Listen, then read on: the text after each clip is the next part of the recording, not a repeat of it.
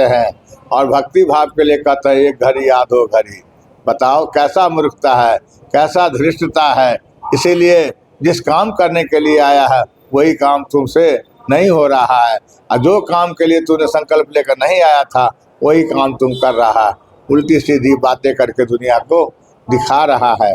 ऐसे करने से तुम पक्ष में नहीं जा सकते हो, परमात्मा की तरफ नहीं जा सकते हो, परमात्मा का तुम नहीं बन सकते हो। परमात्मा के बनने के लिए तुम्हें यदि पीठ दिखाना है संसार को, पीठ दिखाना है परिवार को, पीठ दिखाना है समाज को, पीठ दिखाओ।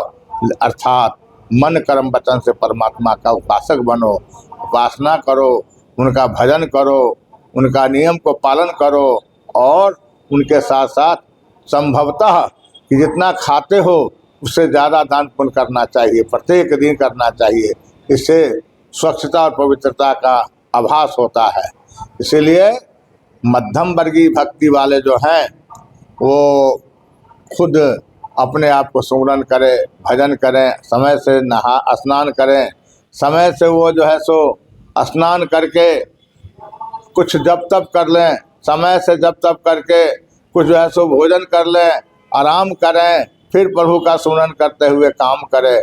ऐसा करने से जीवन सफल हो जाता है। और जो जकड़ जाता है घर परिवार में, ऐसे लोग, महारानी सेवरी कहती है, जो सेवरी कहती है जो परमात्मा से कि तीसर भक्ति अमान, प्रभु तीसर भक्ति के क्या रंग रूप है। तो भगवान कहते हैं कि तेसर भक्ति, तेसर भक्ति का मतलब है तेसर भक्ति गुरु पद पंकज सेवा। प्रथम में तो है गुरु का चरण का सेवा, और दोसर में है कि पद पंकज, गुरु पद पंकज सेवा, और दोसर में है ज्ञामान, अर्थात मान रहित, मान अपमान से ऊपर उठ करके अपने सदगुरु की सेवा करना चाहिए। ऐसा भगवान श्री राम का वचन है। तेसर भक्ति में चौथी भक्ति मम गुणगना, और चौथी में हमारा गुणगान करो, हमारा चिंतन करो, हमारा मनन करो, हमारा भजन करो, हमें हमेशा हमें ही तुम्हें हृदय के अंदर में याद करो। तुम्हारे हृदय में हम बैठे रहेंगे, हमारे हृदय में तुम बैठे रहो, एक आकार हो जाओगे। और ऐसे कहा गया कि आत्मा परमात्मा में मिल जाने के बाद उसको कहते हैं, परमात्मा को मिलने के बाद तदात्मक कहा जाता है, उसको तदात्मक हो जाते हैं।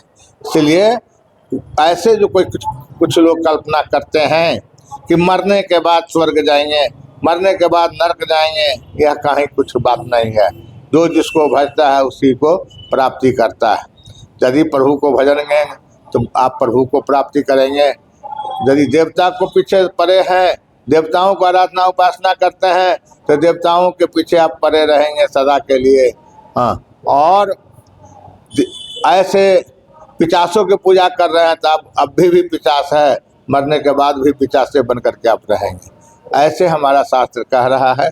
इसीलिए आपको दूसरे श्रेणी की भक्ति में ऐसे भगवान अपना घर परिवार को देखते हुए और परमात्मा को देखना है, परमात्मा को देखते हुए भी घर परिवार को देखना है। ऐसे परमात्मा से लिंक जोड़ना चाहिए, परमात्मा से संबंध बनाना चाहिए, परमात्मा से रिश्ता जोड़ना चाहिए।